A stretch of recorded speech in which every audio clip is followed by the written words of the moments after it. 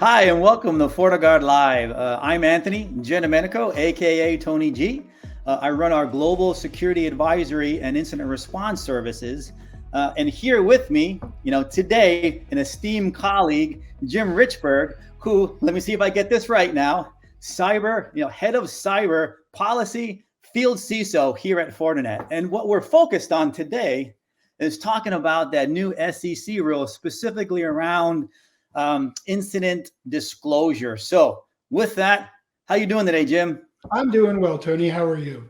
I am fantastic. So I think this will be an interesting topic, right? Because I've been to a couple different presentations, or I should say conferences this year, and it always seems to be one of the main stage topics of conversation around this new ruling that was just kind of put out. And I think it's effective this week. Was it last week or this week? Part of it kicked in this week, the 18th.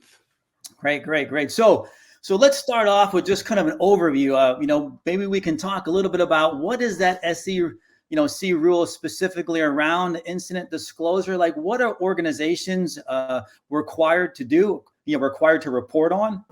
So, Tony, as you said, you keep running into people who are really focusing on what to me is the less interesting part of this rule. The SEC was driven by a sense that investors need information on companies' cyber risk management and the strategy, and that it needs to be uniform, comparable, and easy to locate information, because they feel like this has been very uneven across the marketplace.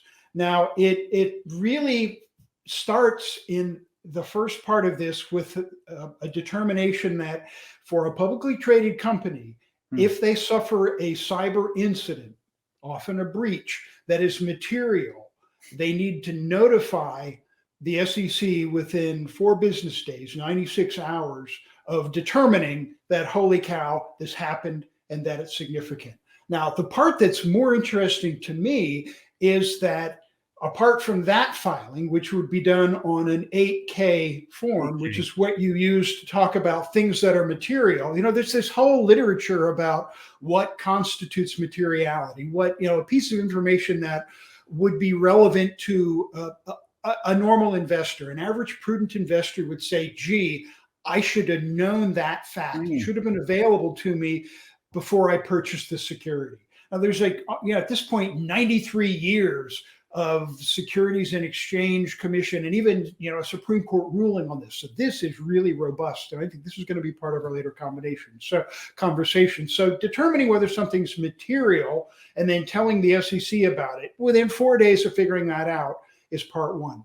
The more interesting part, though, Tony, is that the SEC also says in your annual filing, your 10K, if you're a publicly traded company or a foreign company doing business in the US, you have to describe your cyber governance and risk management policy. Because they say, again, some companies have been doing this, many haven't been. And that, I think, is going to put companies on the record in terms of what they're doing at a high level, at the board level, at the C-suite level, in how they are handling cybersecurity as a risk issue. Whew. Well, Jim, that was a lot to unpack here. Let me see if I can. I think the thing that I wanted to really sort of focus on, real sort of quick, I'll sort of drill in. I know, we talked about this offline a bit. I know we probably don't have the right answers, but I think it's a nice topic of discussion, or at least something that folks should be, diving into a bit more. I won't get into the question of what is deemed to be material. I know, at a high level, there's some, generalities around it. But any thoughts on, at the end of the day, who is within the organization? I guess that's up to them to figure out who is the authority to be able to say that this is a material breach and needs to be reported. I think it's clearly going to be a team sport within the company. You're going to have the cyber guys who are going to figure out what happened. They're going to be doing, the classic stuff that you and I would deal with in terms of, incident investigation, incident response, so that they can simply go to the rest of the company and say, here's what we think has happened. And then it's going to probably be, because this is an SEC filing, the CFO is clearly going to be involved to say, okay, well, what is the financial impact? And other mission element owners as well are going to have to say, this is what it means to my line of business. This is the dollars and cents thing. And then frankly, I don't think anything that's externally reported doesn't get general counsel scrutiny. I think at a minimum, you're going to have three, and I'm even setting aside the rest of the C-suite. You're going to have the CFO, the general counsel, the cyber person, and probably a mission owner, who can say, okay, if this is the data element and this is what it means, it's going to be a team sport.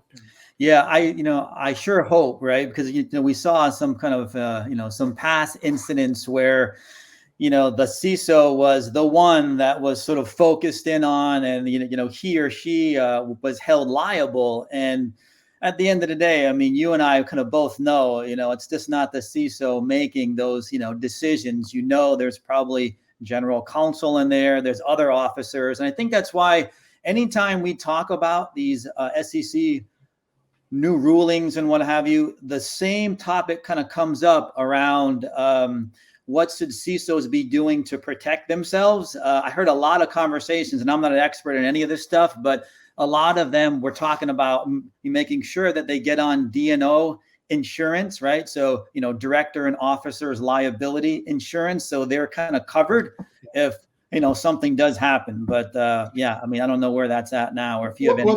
Well, Tony, your question about it's probably not the CISO's call was exactly the focus of the ruling. Beyond talking about you got to disclose a breach, it said, look, most companies, even in their annual report, don't really describe their cyber risk management policies and postures. So it literally asks these basic questions like whether and how leadership at the board level, at the C-suite level, oversees cybersecurity policies. Do you have a CISO? Which management committees of the board are responsible for risk oversight? What are the processes by which they are informed about activities to monitor, prevent, detect, and mitigate an incident? I mean, it doesn't say, give me the granularity. At one point when they put this out in draft, people said, you're asking for too much information. You're in fact asking for things that would enable attackers. So they made some changes and they said, well, we were asking about policies and procedures. Just tell me if you have processes. So don't describe what the processes are, but do you have them? But the SEC says, in this annual filing, I want to know, does the board focus on this stuff? What parts of the board focus on this stuff? Do you focus on this stuff as a preventative thing as opposed to cleanup on aisle 5? They really say this is the kind of information that potential investors reasonably would want to know before they consider putting money into your company.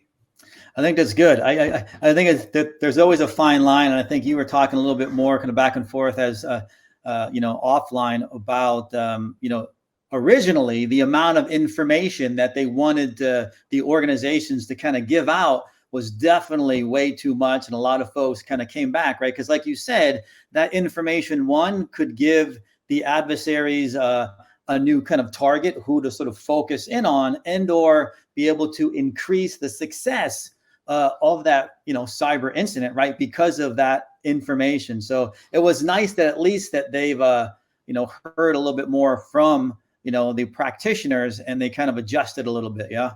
I mean, as someone who spent 30 plus years in the federal government, we like to say, we're from government, we're here to help. I mean, rulemaking is usually intentional. In this case, they put this out as a draft. They invited comments. They then, in their final ruling, went through the comments and said, we think there's merit to this one. And in some cases, they actually said, you're right. We were asking for things that could potentially help attackers, so we're going to back this off. Or in other cases, they said, no, it's important to have a level playing field. You've got to, we'll let you get away with not describing specific things that you're doing, but do you have processes to cover these kind of things? If not, if I'm an investor, I kind of want to know that this company doesn't look at cyber risk management as an issue at all. So I guess there's a little give and take there, which I think is always good. Before I ask, I have one more, sort of question I wanted to dive into, but I did want to kind of make a comment here. I thought it was worth sort of mentioning, and I don't know really what it means, but I thought it was, interesting to kind of bring up if the audience hadn't actually kind of heard about this. So this new SEC ruling, the adversaries kind of turned it into a bit of a weapon, in a way. I think it was more of a, let me kind of test the waters and see what's happened. Earlier on this year, one of the ransomware groups, Black Cat, decided to, with one of the organizations that they were successfully able to exploit and hold, hostage, from a ransomware, they didn't report. The organization didn't, report to the SEC. So they said, you know what? I'm going to file a complaint to the SEC. And that's exactly what they did. They filed a complaint against an organization that they had successfully compromised and didn't know why they did not, report that. Obviously, the rule hadn't gone into effect yet, but I think it does open up some, interesting things that may happen towards, next year and sort of beyond, Well, Tony, you and I have had this conversation about how, insurance in general actually starts to drive adversary behavior. I saw this a couple of years ago, 3 years ago, when you started seeing ransomware spike against some of these small local jurisdictions, and you're going, where is a village of 13,000 people getting the money to pay a ransom like this? Well, what you spend your money on is a matter of public record. So a potential adversary could look in their published budget and say, oh, look, they spent X amount on cyber insurance with Acme. You could then go look up what level of coverage that bought. So you knew two things, A, they had the ability, their insurer had the ability to pay, and B, their insurer probably had a professional negotiating team that would step in and say, okay, local village, you're out of the picture. We're going to talk to these. We're going to make this settle. So yes, cyber insurance can drive the rising tide of standards and levels, but sometimes it also helps paint a target on your back. If somebody says, oh, these guys have got insured, not only are they woefully vulnerable, somebody's going to step in and pay. Yep. Kind of interesting time. So I know there's a lot of stuff that we wanted to cover. I actually want to dive into this a bit more, but we don't have a lot of time. So I want to ask one more question, kind of put a bow on this again.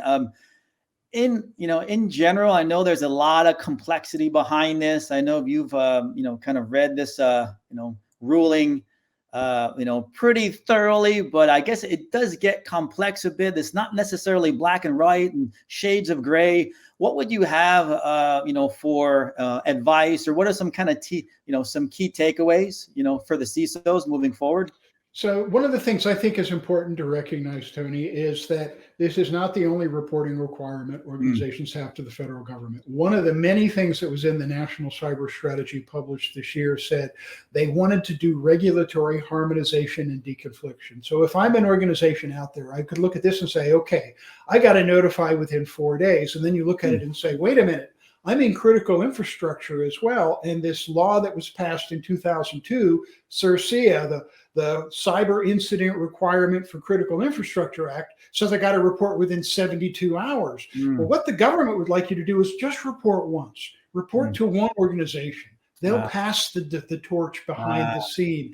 And in this case, if you're in both critical infrastructure and a publicly traded company, go with the shorter timeline. Okay, I got to report within 3 days versus 4 days. But CIRCIA says it's a significant incident and doesn't further define it. Well, as we said earlier, there's a ton of background and case history about what makes something material as a breach.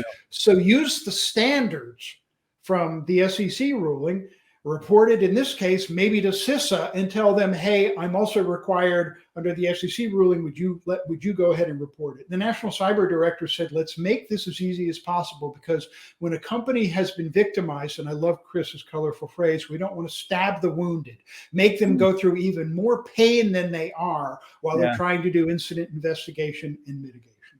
So that's one thing to do. Look for external help. I mean, there's part of this also says if there's a law enforcement reason, active criminal investigation, where disclosing in 4 days might actually be bad. The bad guys don't know you're onto them. The FBI can actually go to the SEC and say, hey, because of law enforcement, we need this delayed. So the FBI actually came out and said, talk to your local office, know in advance what you're doing, And, this is a team sport. It's a team sport within government. It's a team sport within the company. Cool.